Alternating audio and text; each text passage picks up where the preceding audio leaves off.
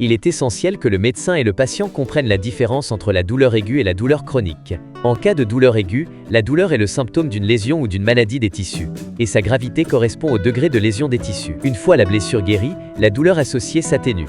Par exemple, en cas de hernie discale, une fois la pression sur le nerf soulagée, la douleur aiguë cesse. Pour cette raison, le traitement médical de la douleur aiguë se concentre sur la guérison de la cause sous-jacente de la douleur. Le sous-type de douleur chronique bénigne ne remplit cependant pas de fonction protectrice ou autre fonction biologique.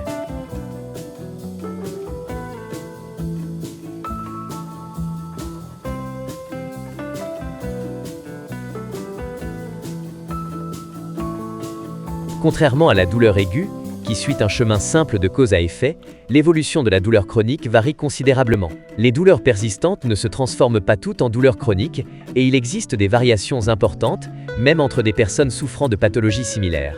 Une pathologie apparemment bénigne peut entraîner une douleur chronique intense, tandis qu'une pathologie grave peut être à peine douloureuse. L'efficacité d'un traitement particulier contre la douleur chronique varie souvent d'une personne à l'autre.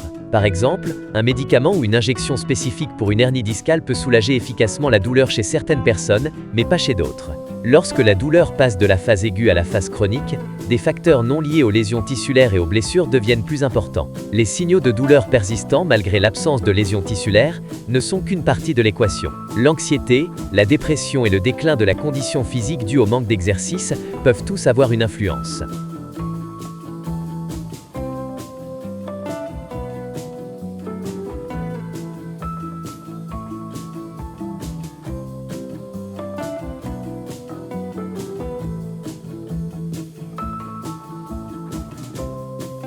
La douleur chronique étant désormais reconnue comme un problème majeur, plutôt que comme un symptôme d'une maladie, la spécialité médicale de la gestion de la douleur s'est développée.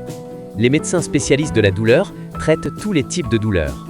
La prise en charge de la douleur chronique est souvent effectuée par une équipe multidisciplinaire afin que tous les aspects de la douleur puissent être traités en même temps. Cela suit le modèle précédent, y compris les lésions tissulaires, le cas échéant, les pensées et les émotions, la sensation de douleur, la souffrance et l'environnement. Cette approche thérapeutique comprend généralement des médecins ayant une formation en physiatrie ou en anesthésiologie et des psychologues ayant suivi une formation en psychologie clinique de la santé. Les physiatres traitent les affections qui affectent le mouvement en se concentrant sur les muscles, les nerfs et les os. Les physiatres sont parfois appelés médecins de médecine physique et de réadaptation. Les approches sont individualisées et conçues pour inclure à la fois les aspects physiques et émotionnels du contrôle de la douleur. Les anesthésistes effectuent un certain nombre d'interventions et de procédures mini-invasives pour soulager la douleur chronique, telles que la stimulation de la moelle épinière et des nerfs périphériques et les injections guidées par rayons X pour soulager la douleur. Les psychologues cliniciens spécialisés dans la gestion de la douleur travaillent généralement en étroite collaboration avec le médecin traitant. Le psychologue se concentre sur les pensées, les émotions, la souffrance et les problèmes environnementaux.